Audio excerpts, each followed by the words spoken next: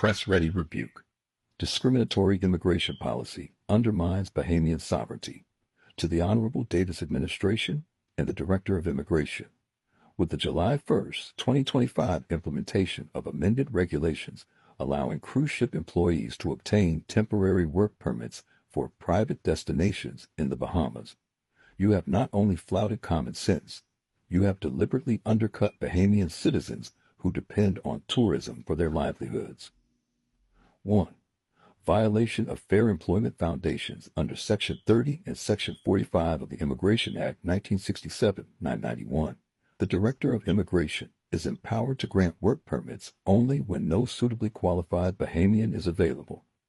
The Immigration Fees Amendment Regulations 2025, which introduce a $3 day permit fee for foreign cruise workers, effectively bypass this safeguard by creating a low-cost, high-volume entry system for foreign labor. This policy inverts the legislative intent of Section 31, which exists to protect the Bahamian labor market, not to subsidize foreign corporate convenience. 2. Systemic economic disenfranchisement. By granting easy entry to foreign workers, particularly those disembarking from multinational cruise lines, you have placed them on equal or superior footing to Bahamian professionals in our most valuable sectors: local tour guiding, activities and water sports operations, cultural interpretation and heritage storytelling, craft, artifact and memoir sales. Foreign entities with deeper resources will inevitably undercut local entrepreneurs, forcing Bahamians out of their own market and eroding small business survival in key tourism hubs. 3. Contravention of national interest. Tourism is our nation's economic backbone and cultural lifeline. Section 18 of the Constitution of the Bahamas guarantees protection from discriminatory practices in economic life. This regulation strips Bahamians of fair competitive standing, contradicting the public policy mandate that our natural resources and economic opportunities be reserved primarily for citizens. Allowing foreign cruise corporations unrestricted access to our private island destinations without requiring partnership with Bahamian businesses amounts to national sabotage. 4. A call for immediate accountability.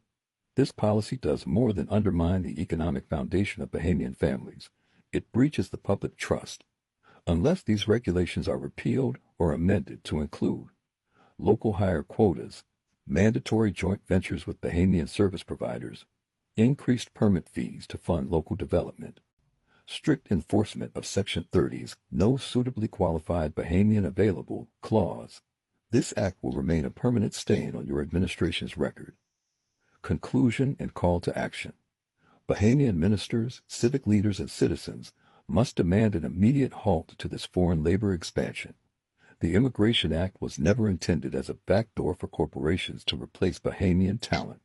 The time to protect our tourism sovereignty is now, before the industry we built becomes one we merely observe. Our culture is not for sale. Our livelihoods are not negotiable. Our sovereignty is not optional. Bahamas, reject the Sunfair immigration bill.